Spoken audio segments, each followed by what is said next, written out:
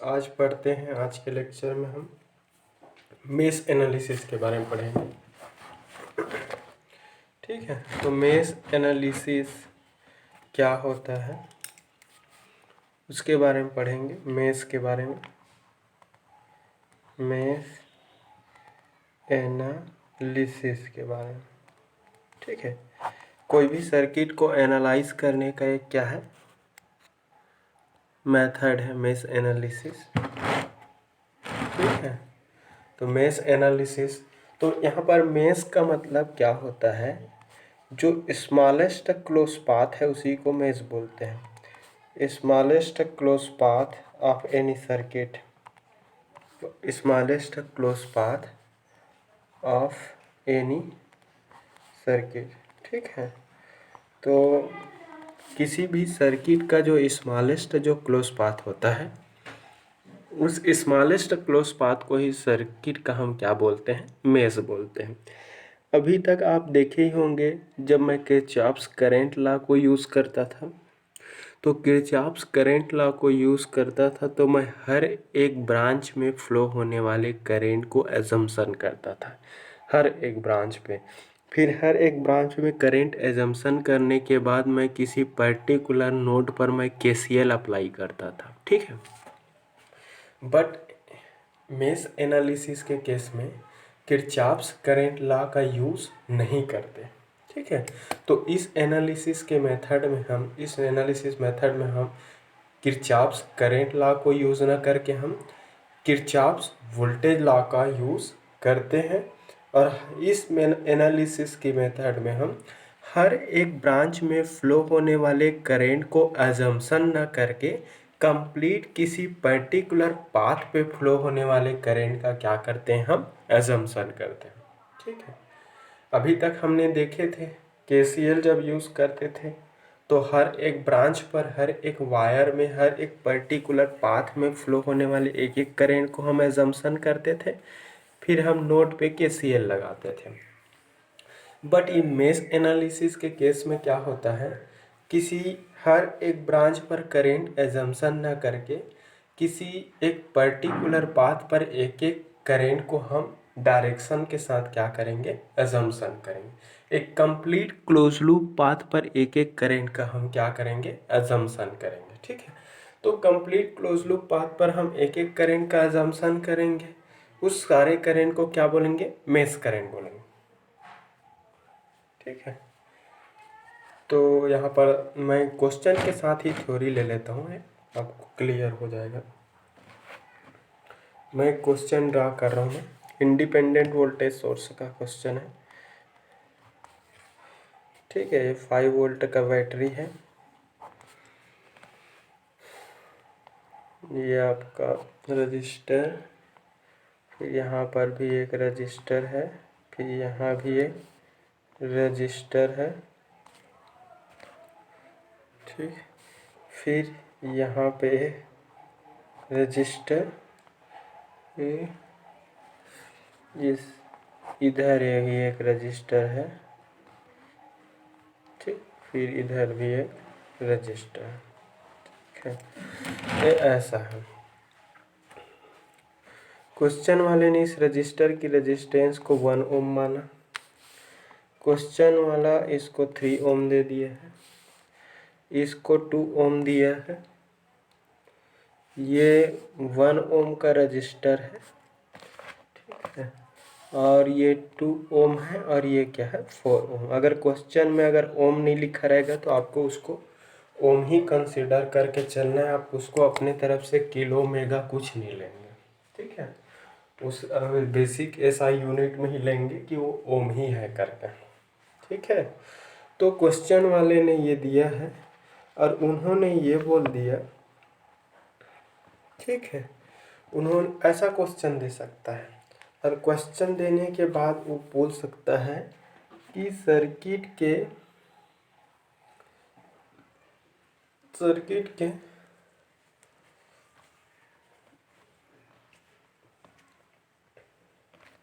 ये हो गया क्वेश्चन, और उन्होंने अपने ओर से मार्किंग भी कर दिया है। चलो, यहाँ पर एक करंट मान दिया है, I1 माना है,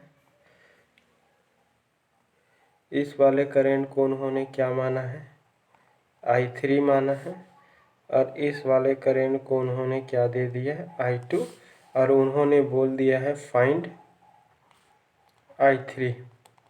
ठीक है, उन्होंने इतना ही लिख दिया है। अब कोई ज़रूरी नहीं है कि यहाँ पर वो मेंशन करे कि मेश एनालिसिस से बना हो करके, ये पूरा क्वेश्चन ही है।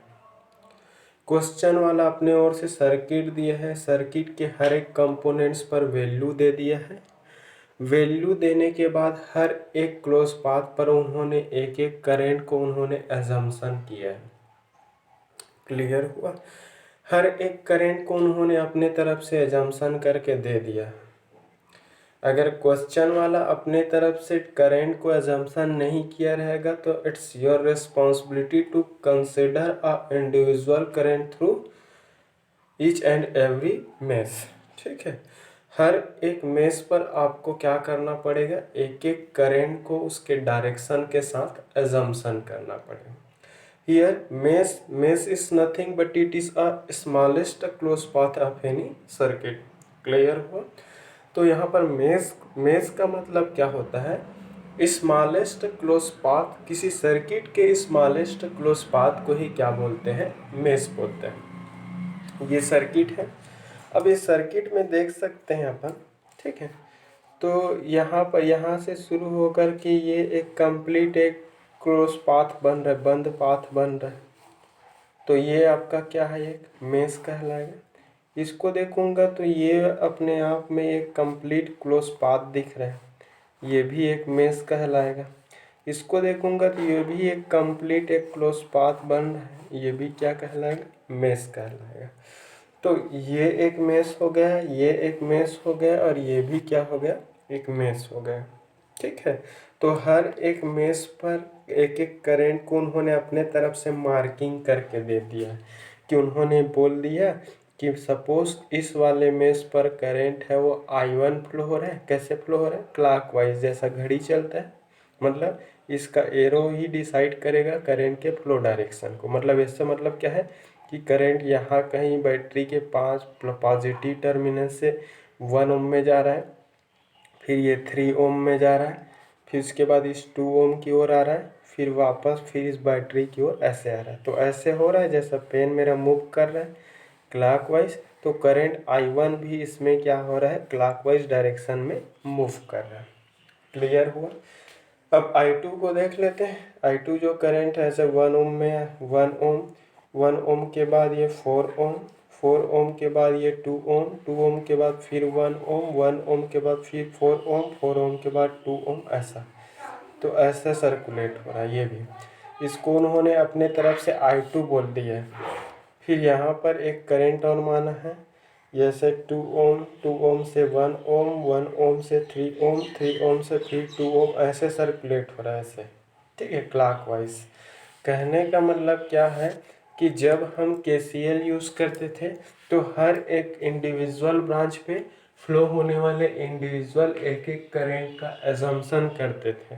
बट मेश एनालिसिस में किसी एक ब्रांच पर करंट एजम्पशन ना करके कंप्लीट क्लोज लूप पर करंट का अजम्पशन करें। तो इस क्लोज लूप पर एक करंट है, इस क्लोज लूप पर एक करंट है, इस क्लोज लूप पर एक करंट है। तो हर एक क्लोज लूप पर क्या है, एक एक करंट को मैं क्या कर दिया, एजम्पशन कर लिया। क्लियर हुआ? तो यहाँ पे फ्लो होने वाला करंट I1 है, यहाँ का फ्लो होने वाला करंट I2 है, और यहाँ का फ्लो होने वाला करंट क्या है, I3। तो हर एक ब्रांच पर फ्लो होने वाले करंट है उसको क्वेश्चन वाला खुद अपने से एजम्पशन करके दे दिया सभी को क्लॉकवाइज डायरेक्शन। और उन्होंने ये बोल दिया कि सर्किट में फ्लो होने वाले करंट I3 की वैल्यू निकालो। उन्होंने इस करंट की वैल्यू को पूछा है। ठीक है, तो उन्होंने इस करंट की वैल्यू को पूछा है, I3 की वैल्यू को पूछ दिया है। ठीक है, एक चीज़ ये ध्यान रखेंगे कि उन्होंने तो एक एक करंट ऐसा मार्किंग कर दिया कि इस पार्टिकुलर पाथ में जितने भी एलिमेंट है उसमें I1 मान लिए।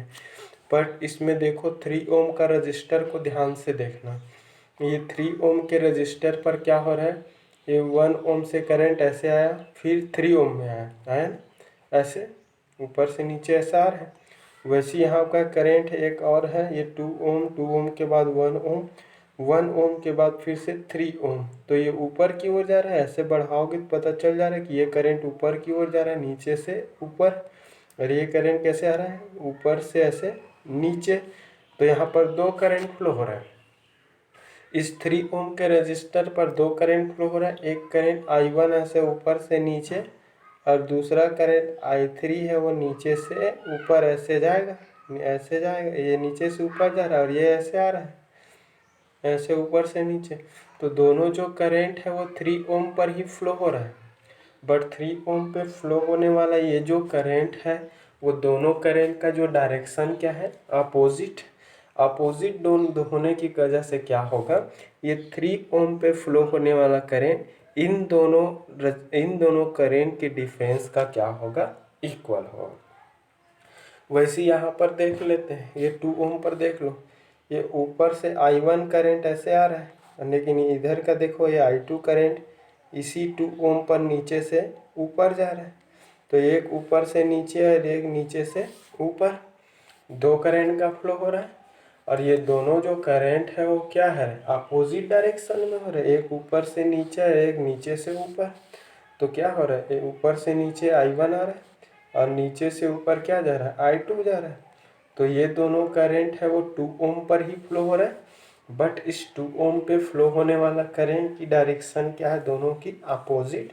अपोजिट होने के कारण इस 2 ओम पे फ्लो होने वाला करंट इन दोनों करंट के डिफरेंस का क्या होगा, इक्वल होगा। ये ध्यान देंगे। क्लियर हुआ। अगर ये दोनों सेम डायरेक्शन में होता तो दोनों के सम का इक्वल होता, क्योंकि सेम डायरेक्शन में करंट एडिटिव होता है और अपोजिट डायरेक्शन में करंट क्या होता है, सब्ट्रैक्टिव डिस्ट्रीब्यूटेड नेचर का होता है। वैसे यहाँ पर देख लो, एक यहाँ से I3 करंट ऐसे आ रहा है, इधर से राइट टू लेफ्ट आ रहा है, राइट से लेफ्ट आ रहा है। वैसे I2 जो करंट है वो लेफ्ट से राइट, लेफ्ट से कहाँ जा रहा है, राइट जा रहा है। तो ये 1 ओम पे फ्लो होने वाला करंट इन दोनों के डिफरेंस का क्या हो रहा है, इक्वल। तो यहाँ पे फ्लो होने वाला करंट I3 माइनस I2 होगा, या फिर I2 माइनस क्या होंगे, I3 होंगे। अगेन इन दोनों के डिफरेंस का इक्वल। तो जब भी किसी एक सिंगल रजिस्टर पे फ्लो होने वाले करंट, अगर दोनों करंट अपोजिट डायरेक्शन में है तो रिजल्टेंट करंट उन दोनों के डिफरेंस का इक्वल होगा। और जब भी करंट है वो अगर सेम डायरेक्शन में है तो रिजल्टेंट जो करंट होंगे वो हमेशा क्या होगा, एडिटिव नेचर का होगा, उन दोनों के सम का इक्वल होगा। तो ये 3 मेश है, ये 1 मेश हो गया, ये 2 मेश हो गए और ये 3 मेश हो गया। क्वेश्चन वाले ने अपने तरफ से हर एक मेश पर फ्लो होने वाले इंडिविजुअल करंट को उन्होंने अपने तरफ से एजम्पशन कर लिया है, तो आपको एजम्पशन करने का ज़रूरत नहीं है। ठीक है, आपको यहाँ पर कोई एजम्पशन करने का ज़रूरत नहीं है। ठीक है, अगर क्वेश्चन वाला यहाँ पर डायरेक्शन नहीं दिया रहता तो आपको अपने तरफ से एक एक करंट सभी में मानना था। यहाँ पर 3 दिया है तो तीनों में मानना पड़ता, 4 दिया रहता तो आपको चारों में 4 current I1, I2, I3 and I4 assumption करना रहता। आप किसी को भी क्लॉकवाइज, किसी को भी एंटी क्लॉकवाइज मान सकते, जरूरी नहीं है कि सबको ही क्लॉकवाइज मानो या फिर सबको एंटी क्लॉकवाइज। इसको अगर क्लॉकवाइज माने तो इसको एंटी क्लॉकवाइज भी मान सकते हो, क्लॉकवाइज भी मान सकते हो। इसको भी एंटी क्लॉकवाइज मान सकते हो, इसको भी क्लॉकवाइज मान सकते हो, इसको भी एंटी क्लॉकवाइज मान सकते हो, इसको क्लॉकवाइज भी मान सकते हो। तो अपने तरफ से एक एक रेफरेंस डायरेक्शन आपको एजम्पशन करना है कि सपोज इस वाले मेश में करंट का फ्लो क्लॉकवाइज डायरेक्शन में या फिर एंटी क्लॉकवाइज डायरेक्शन में हो रहा है। अपने तरफ से एजम्पशन करना है, कोई भी एक डायरेक्शन हर एक मेश पर मानना है। मेश एनालिसिस जब भी करोगे, ठीक है, तो कोई भी सर्किट को एनालिसिस मेश से भी कर सकते हो। ठीक है, केसीएल किरचॉफ्स लॉस का यूज़ करके नोडल एनालिसिस से भी कर सकते हो। बहुत सारे थ्योरम्स हैं, सब में आंसर सेम आता है। क्लियर हुआ। बट ये जो मेश एनालिसिस है वो थोड़ा सा लेंदी रहता है, बट इसका एनालिसिस जो है वो बहुत ही आसान है, आसानी से बन जाता है। ठीक है, तो देखो उन्होंने इतना क्वेश्चन दे दिया, पूरा करंट भी माना है, डायरेक्शन भी माना है। तो सपोज इस वाले मेष को मैं फर्स्ट मेष मान लेता हूँ, इस वाले मेष को मैं सेकेंड नंबर का मेष मान लेता हूँ, और इस वाले को क्या मान लेता हूँ, थर्ड नंबर का मेष। तो मेष एनालिसिस में क्या होता है, किरचॉफ वोल्टेज लॉ यूज होता है। याद रखेंगे, किरचॉफ वोल्टेज लॉ यूज होता है। तो हर एक मेष पर एक एक केवीएल लगा दो, अप्लाई केवीएल एट मेष फर्स्ट। मेष का मतलब क्या होता है, smallest close path of any circuit, उसी को क्या बोलेंगे हम, मेष बोलेंगे। अब देखो यहाँ से मेष कहीं से भी शुरू कर सकते हो। फर्स्ट मेष, ये फर्स्ट मेष है, तो इसके सारे एलिमेंट्स पर voltage drop plus applied voltage का जो सम है वो क्या होगा, 0 होगा। ठीक है, कहीं से भी स्टार्ट करो, आपको पूरा हर एक एलिमेंट को कवर करना। तो मान लिया जब मैं बैटरी के पॉजिटिव से शुरू कर रहा हूँ, और पॉजिटिव से शुरू करके मैं करंट के ही डायरेक्शन में चल रहा हूँ, ये ऐसा I1 जो माना है ना, वो एक्चुअल करंट की डायरेक्शन है। और अगर मैं सेम डायरेक्शन में ही चलता हूँ, मतलब ऐसे ही चलता हूँ जैसा करंट क्लॉकवाइज फ्लो हो रहा है, मैं केवीएल को भी क्लॉकवाइज अगर लगाता हूँ, सेम डायरेक्शन करंट के ही डायरेक्शन में अगर केवीएल लगता है, तो एलिमेंट्स पर वोल्टेज ड्रॉप जो होगा वो क्या होगा, निगेटिव होगा। तो मैं सेम डायरेक्शन में ही लगा रहा हूँ, कंफ्यूज मत होना। तो जब भी आप केवीएल लगाओगे, तो बैटरी के जिस प्लेट से बाहर निकलेंगे उसका साइन यूज होगा केवीएल लगाते समय, करेंट का बाहर नहीं, केवीएल का बाहर।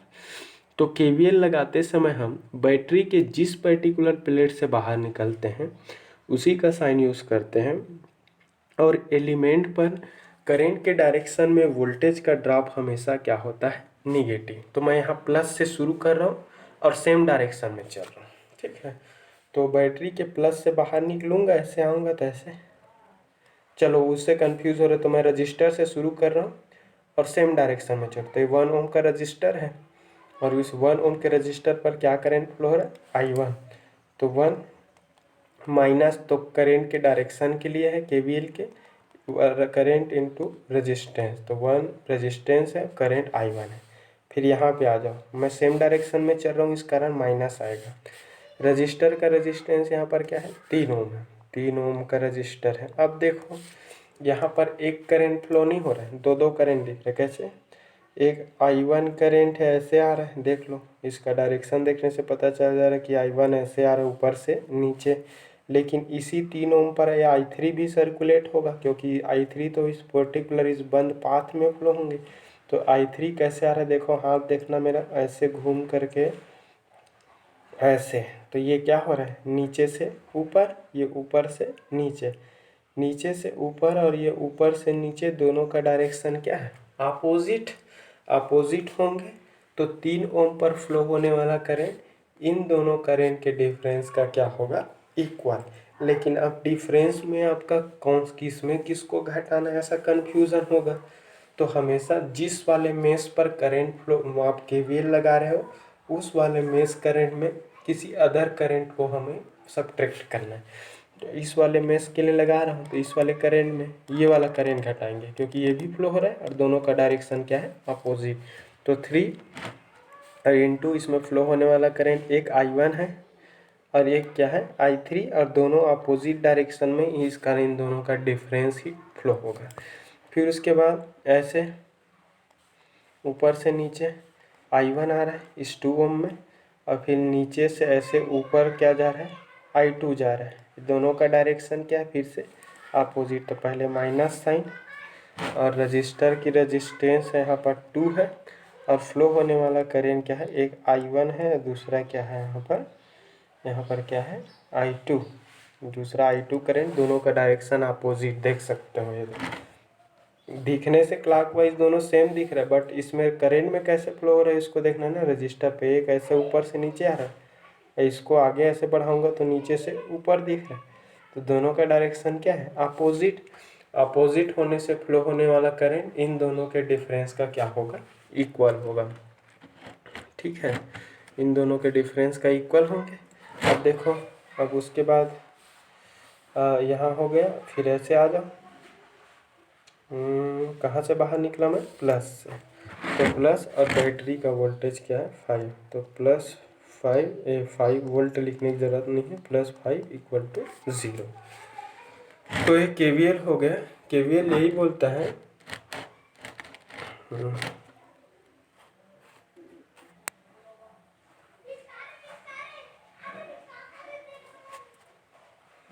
केवीएल यही बोलता है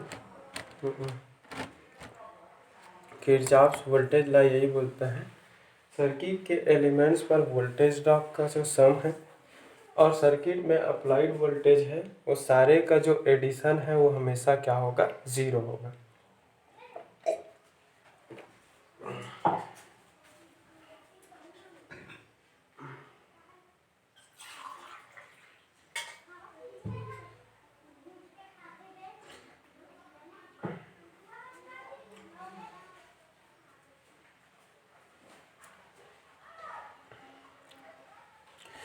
ये हो गया, इसको दे देता हूँ मैं। यहाँ पर स्पेस कम है, इसको पूरा सॉल्व करूँगा फिर आपको सर्किट के दिक्कत होगा। पहले इक्वेशन, इसको सिंप्लीफाई नहीं करता हूँ, सीधा इक्वेशन लिखते जाता हूँ। अब ये केवीएल हो गया मैच नंबर फर्स्ट पे, इसको बाद में सॉल्व कर लेंगे अपन, ठीक है। सेकेंड नंबर के मैच पर केवीएल लगाते हैं, apply KVL at mesh second किसको माना हूँ, जिसमें ये I2 करंट फ्लो हो रहा है उसी को मैच सेकेंड माना हूँ। अब इसमें करंट है वो ऐसे फ्लो हो रहा है, देखो ऐसे, ठीक है। इसमें करंट का जो फ्लो हो रहा है वो कैसे हो रहा है आपका, ऐसे हो रहा है, ठीक है, क्लॉकवाइज डायरेक्शन। कोई भी एक एलिमेंट से शुरू कर दो, अगर करंट के डायरेक्शन में चलोगे तो वोल्टेज का ड्रॉप हमेशा क्या लेना है आपको, निगेटिव लेना है, ठीक है। तो मैं हमेशा करंट के ही डायरेक्शन में ठीक है, तो यहाँ से शुरू कर रहा हूँ, यहाँ से 4 से, और जैसा ये फ्लो हो रहा है उसी डायरेक्शन में मैं भी चल रहा हूँ। तो इसका रेजिस्टेंस वैल्यू 4 है, इसमें फ्लो होने वाला करंट क्या है, सीधा सीधा दिख रहा है I2 करंट ही फ्लो हो रहा है जो ऊपर से नीचे, और मैं भी ऊपर से नीचे आ रहा हूँ। मैं जंक्शन किया हूँ कि मैं उसी डायरेक्शन में चलूँगा जिस डायरेक्शन में करंट का फ्लो हो रहा है। तो करंट के डायरेक्शन में केवीएल है क्या होगा, निगेटिव होगा, ठीक है। तो करंट के यहाँ से देखो 4, तो इसका रेजिस्टेंस क्या है, करंट के डायरेक्शन के कारण माइनस, और उसकी रेजिस्टेंस वैल्यू 4, और इसमें फ्लो होने वाला करंट क्या है I2, तो -4 × I2 हो जाएगा, ठीक है। फिर उसके बाद फिर यहाँ आ जाओ, यहाँ से ऐसे करंट की ही डायरेक्शन में चल रहा हूँ, इस कारण फिर से यहाँ पर क्या है माइनस यूज़ करूँगा। इसकी रेजिस्टेंस वैल्यू 2 है, और इसमें करंट क्या फ्लो हो रहा है, यहाँ से ऐसा I2 और ऊपर से नीचे I1, नीचे से ऊपर I2 और ऊपर से नीचे क्या है I1, दोनों की डायरेक्शन अपोजिट होने से इस 2 ओम में फ्लो होने वाला करंट इन दोनों करंट के डिफरेंस का क्या होगा, इक्वल होगा। और इस 2 ओम पे फ्लो होने वाला करंट इन दोनों के डिफरेंस का क्या होंगे, इक्वल होंगे, ठीक है। और रिजल्टेंट जो करंट डिफरेंस करंट का क्या होगा, इक्वल होगा। ये आपका 2 ओम और फ्लो होने वाला करंट इन दोनों के डिफरेंस का इक्वल, तो I2 माइनस क्या हो जाएंगे I1, तो I2 माइनस क्या हो जाएंगे I1, ठीक है। क्योंकि इसके लिए केवीएल लगा रहे हैं तो इस वाले में हम करंट है इसको घटा दें, I2 माइनस I1 हो जाएगा, ठीक है, ठीक। फिर उसके बाद ऐसे आएगा I2, फिर ऐसे जाएंगे, फिर 1 ओम में देखो, तो 1 ओम के रजिस्टर पर करंट I2 है वो ऐसे जा रहा है, लेफ्ट से राइट की ओर जा रहा है, लेकिन इसी में I3 करंट भी जा रहा है इधर से राइट से लेफ्ट की ओर, तो ये राइट से लेफ्ट की ओर और ये लेफ्ट से क्या आ रहा है, राइट की ओर आ रहा है, ठीक है। तो फिर से दोनों करंट का डिफरेंस ही होगा 1 ओम पे, तो करंट के डायरेक्शन में केवीएल इस कारण माइनस साइन, और इसकी रेजिस्टेंस वैल्यू 1, और फ्लो होने वाला करंट इस करंट I2 में I3 घट जाएगा, ठीक है। तो ये हो जाएगा I2 माइनस I3 और इक्वल टू क्या हो जाएगा 0। पूरे एलिमेंट कवर कर दिया मैं, ठीक है। देख सकते हैं एक बार। ठीक, करंट के डायरेक्शन की ही वजह से क्या लिया हूँ मैं, उसमें वोल्टेज का ड्रॉप को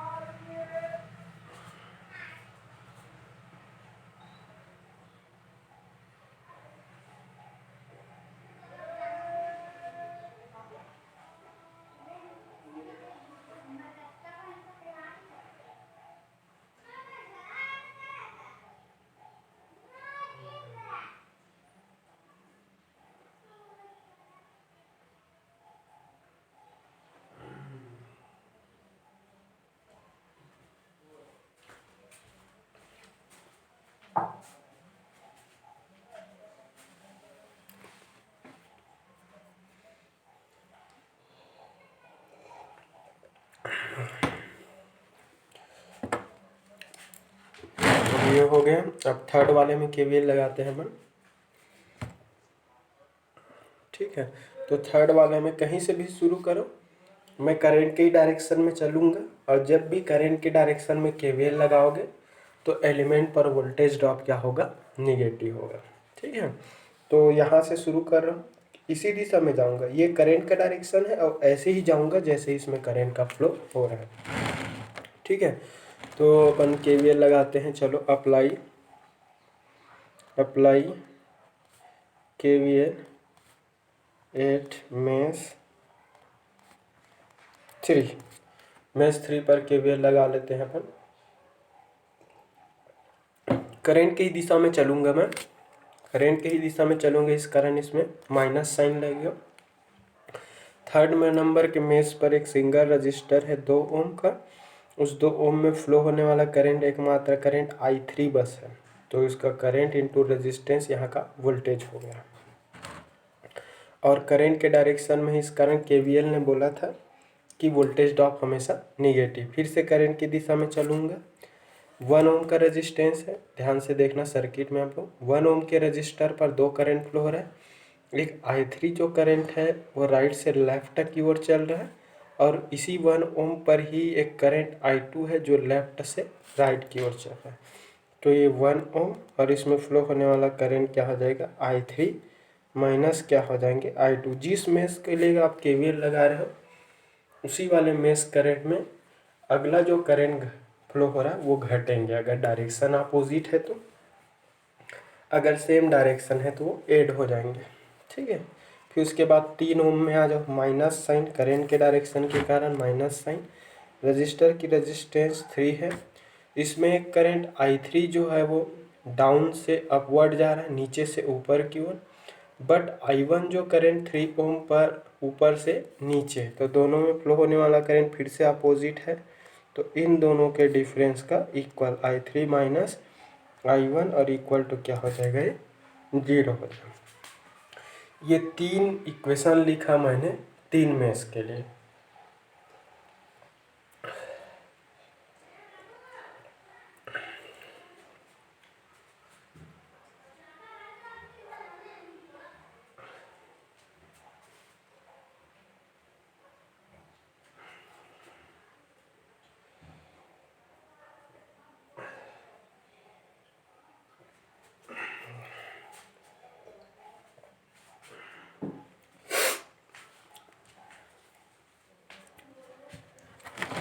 तीन इक्वेशन लिखा 3 मेष के लिए। ठीक है, तो इसको अगर मैं इक्वेशन नंबर 1 दे दूँ, इसको इक्वेशन नंबर 1 दे दूँ, इक्वेशन नंबर 2 दे दूँ और इक्वेशन नंबर 3 दे दूँ। 1 2 3 तीन इक्वेशन है, तीनों इक्वेशन के ब्रैकेट को ओपन कर देते हैं फिर से। तो फ्रॉम इक्वेशन नंबर 1, ठीक है, इक्वेशन नंबर 1 से मैं ब्रैकेट ओपन कर रहा हूँ सिर्फ, और ब्रैकेट ओपन करके मैं मल्टीप्लाई कर रहा हूँ, ठीक है। इक्वेशन नंबर 1 से ब्रैकेट ओपन कर रहा हूँ, ठीक है। तो -I1 होगा, ब्रैकेट ओपन करो, आप लोग देखते रहना इक्वेशन को। -I31 माइनस और माइनस का प्लस, प्लस 3I3 माइनस क्या होगा ये 2I1 माइनस और माइनस का प्लस 2I2 और प्लस 5 इक्वल टू 0। ये हो गया। अब देखो जो ऐड हो रहा है उसको ऐड कर दो। I1 और I1 तीनों का सेम साइन है, तो 3 और 1 4 और 4 2 6 -6I1 हो जाएगा। प्लस क्या हो जाएगा ये 2I2 हो जाएंगे, प्लस क्या हो जाएगा ये 3I3 हो जाएगा, प्लस 5 इक्वल टू 0 हो जाएगा। ये वेरिएबल को, अननोन पैरामीटर वाले को एक तरफ और कांस्टेंट को एक तरफ ट्रांसफ़र कर दो। तो कांस्टेंट यहाँ पर 5 है, उसको उस तरफ ट्रांसफ़र कर दो। तो -6I1 प्लस क्या हो जाएगा ये plus 2I2 plus 3I3 equal to क्या हो जाएगा -5। इसको दे देते हैं क्वेश्चन नंबर 1, ठीक है। मैंने यहाँ पर क्या है कांस्टेंट जो 5 है उसको उस साइड ट्रांसफ़र कर दिया। अगर कुछ कांस्टेंट नहीं रहेगा तो ट्रांसफ़र करने का ज़रूरत नहीं है। तो अननोन पैरामीटर को एक तरफ, बाकी सबको एक तरफ कर दिया, ठीक है। तो इक्वेशन नंबर 1 हो गया। अब फ्रॉम इक्वेशन नंबर 1 से निकला, उसको इक्वेशन नंबर 1 नहीं देंगे, ये 4 हो जाएगा। 4 नंबर का इक्वेशन फ्रॉम इक्वेशन 2, इक्वेशन 2 को भी सॉल्व करते हैं। -4I2 -2I2 -2I2 minus minus का प्लस 2I1 -I2 और माइनस माइनस का प्लस I3 इक्वल टू 0। इसमें कुछ भी नहीं है, ठीक है। फिर देखो सेम सेम वेरिएबल I1 है क्या, I1 वाला है, अकेला है, उसको लिख दो 2I1। I2 देखो ये 2I2 है और ये मिलकर 3I2 सेम साइन है, तो और 3 और 1 4 -7I2 हो जाएगा, सेम साइन में जुड़ता है। फिर I3 है क्या, I3 सिंगल है, प्लस I3 और इक्वल टू क्या है 0। इसको दे देते हैं इक्वेशन नंबर 5, ठीक है। तो ये इक्वेशन नंबर 5 हो गया, ये ऐसा इक्वेशन नंबर 5। मैंने कुछ नहीं, पुराने जितने इक्वेशन है उसको फिर लिया और ब्रैकेट ओपन करके सिंपली मल्टीप्लाई किया है, ठीक है। अब देखते हैं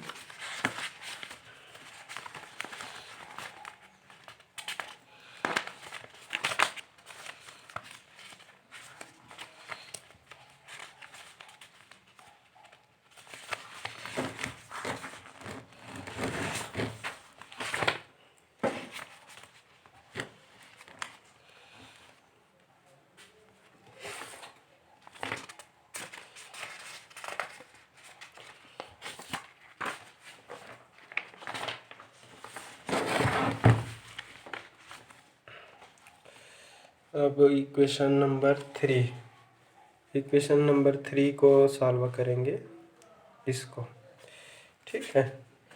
तो फ्रॉम इक्वेशन नंबर 3, ठीक है, यहाँ से ये इक्वेशन नंबर 3 है। तो फ्रॉम इक्वेशन 3, ठीक है, तो इसको ब्रैकेट ओपन करते हैं -2I3 -I3 माइनस माइनस का प्लस I2 -3I3 और ये माइनस माइनस का प्लस 3I1 और इक्वल टू 0, ठीक है। यहाँ पर ब्रैकेट ओपन करके गुना कर देते हैं। ये 3I1 अपने आप में है, 3I1 है।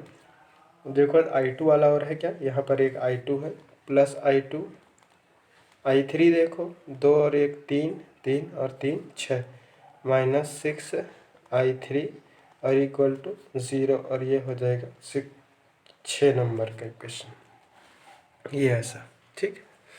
तो मैंने कुछ नहीं किया, जितने केवीएल का इक्वेशन था सारे इक्वेशन की ब्रैकेट को ओपन कर दिया, और ब्रैकेट को ओपन करने के बाद मैंने उसको क्या किया, जो जुड़ रहा है उसको जोड़ दिया और सिंप्लीफाइड इक्वेशन में कन्वर्ट कर दिया। ठीक है, सिंप्लीफाइड इक्वेशन में कन्वर्ट करने के बाद उसको क्या करेंगे, अपन मैट्रिक्स फॉर्म में लिख सकते हैं। अगर मैट्रिक्स फॉर्म में लिखें तो कौन से मैट्रिक्स फॉर्म में लिखेंगे, इक्वेशन नंबर 4, 5 एंड 6 को, 4, 5 एंड 6 को किस फॉर्म में लिखते हैं, मैट्रिक्स के फॉर्म में। ठीक है, तो जितना भी इक्वेशन नंबर 4, 5 और जो 6 है कैन बी रिटन एज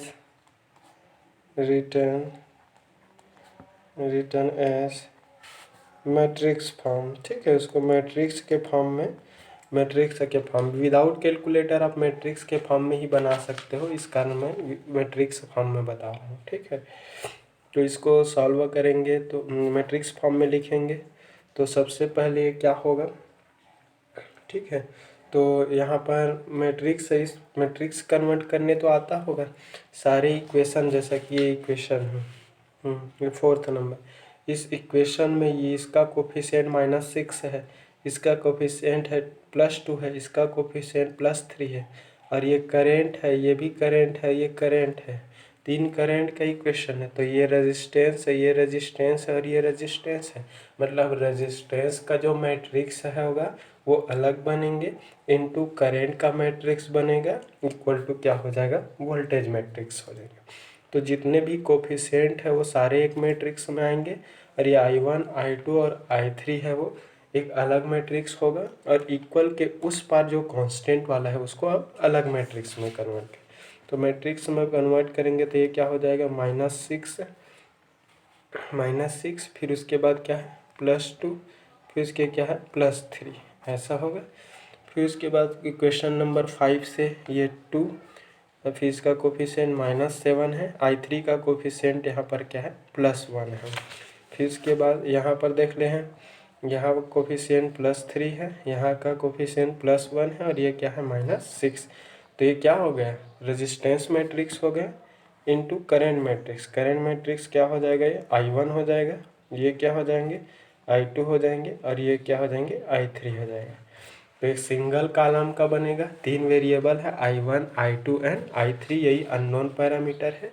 तो ये हो गया आपका 4, 5, 6, 4, 5, 6 का लेफ्ट हैंड साइड का, तो राइट हैंड साइड का। तो 4th नंबर के इक्वेशन में इक्वल के उस पर कांस्टेंट जो वैल्यू है क्या है -5 है, तो ये -5 होगा। फिर 5th नंबर के इक्वेशन में क्या है, ये 0 है, तो ये 0 होगा। 6 नंबर की इक्वेशन में क्या है, इक्वल के उस पर 0 है, तो 0 होगा। तो ये हो गया, ये आपका रेजिस्टेंस मैट्रिक्स है into current matrix equal to क्या हो जाएगा, वोल्टेज मैट्रिक्स। क्लियर हुआ। तो कोई भी सर्किट का रेजिस्टेंस मैट्रिक्स और करंट मैट्रिक्स का जो प्रोडक्ट होता है वो हमेशा वोल्टेज मैट्रिक्स का इक्वल होता है। तो मैंने इक्वेशन को मैट्रिक्स के फॉर्म में सॉल्व किया। अब इसको सॉल्व करेंगे बाय सॉल्विंग। ठीक है, अब सॉल्व करके यहाँ पर आप लोग मैट्रिक्स से सॉल्व करते हैं तो मैथमेटिक्स हम इस I1, I2 और I3 की वैल्यू निकालते हैं। क्वेश्चन वाले ने यहाँ पर I3 करंट की वैल्यू फाइंड आउट करने बोला है बाय सॉल्विंग अबव मैट्रिक्स। ठीक है, ऊपर के जो मैट्रिक्स है उसको सॉल्व करने पर मैट्रिक्स वी गेट, ठीक है, हमें प्राप्त होगा, हमें क्या प्राप्त होगा, I3 की वैल्यू जो मिलेंगे I3 इक्वल टू, या फिर सीधा इस तीनों इक्वेशन को कैलकुलेटर में पुट कर देना, मैट्रिक्स बनाने का ज़रूरत नहीं होगा। सीधा 1, 2 और 3 को 3 वेरिएबल वाले इक्वेशन में आप पुट कर देना। कैलकुलेटर में आता है इक्वेशन वाले में 3 वेरिएबल का, जिसमें एक वेरिएबल x, दूसरा y और तीसरा z होता है। तो 3 वेरिएबल वाले किसी इक्वेशन को सॉल्व करने वाला एक क्या आता है, फंक्शन आता है। वहाँ पे तीनों के कोफिशिएंट को आप साइन के साथ पुट करना, इसी मैट्रिक्स फॉर्म में ही भराएगा वो। पुट कर देना और इक्वल प्रेस करोगे तो आपको मिल जाएगा। तो फर्स्ट टाइम में यही रहेगा वो I1 रहेगा, सेकेंड बार इक्वल पे प्रेस करोगे तो I2 मिलेगा, थर्ड बार आप प्रेस करोगे क्या मिलेगा, I3 मिलेगा। तो I3 जो होगा उसमें मिलेगा इसमें 0.823 और एम्पियर मिलेगा। सॉल्व कर लेना, यहाँ पर नहीं बता सकता मैं। ठीक है, तो ये आपका क्या है, क्वेश्चन वाले ने इस I3 करंट की वैल्यू ही पूछा था, वो 0.823 एम्पियर मिलेंगे। चाहे आपको क्वेश्चन में आपको ये माइनस मिले तो भी चलेगा, प्लस मिलेगा तो भी चलेगा। माइनस का मतलब सिर्फ यही होता है कि आपने जो करंट डायरेक्शन एजम्पशन किया है, एक्चुअल में सर्किट में फ्लोइंग डायरेक्शन का क्या है, वो अपोजिट है। बस यही है, कैलकुलेशन में कोई फर्क नहीं पड़ेगा। साइन बस डिफरेंट रहेंगे। डिफरेंट साइन का मतलब होता है कि डायरेक्शन उसका क्या है, अपोजिट है। ठीक है, तो ये हो गया अपन का मेश एनालिसिस का। ठीक है, तो मेश एनालिसिस का एक ही क्वेश्चन है। फिर अगला हम और देखेंगे इसका प्रैक्टिस क्वेश्चन। वीडियो कहीं पर समझना है तो कमेंट कर लेना, पूछ लेना। बाकी मैट्रिक्स से बनाते मत रहना। अगर कैलकुलेटर आपके पास नहीं है तो मैट्रिक्स प्रीफर करो, अदरवाइज कैलकुलेटर में ही वैल्यू पुटअप करो। इक्वेशन सॉल्व करने का फंक्शन होता है, उसमें 2 वेरिएबल वाले को सेलेक्ट करोगे एक्स वाई को तो एक्स वाई वाला आता है, 3 वेरिएबल एक्स वाई जेड आता है, 4 वेरिएबल तक का रहता है उसमें। और वैल्यूज़ को पुट उसमें मैट्रिक्स फॉर्म में ही किया जाता है। आप एक बार इक्वेशन वाले फंक्शन में जाकर देखिए कैलकुलेटर का। ठीक है, थैंक यू।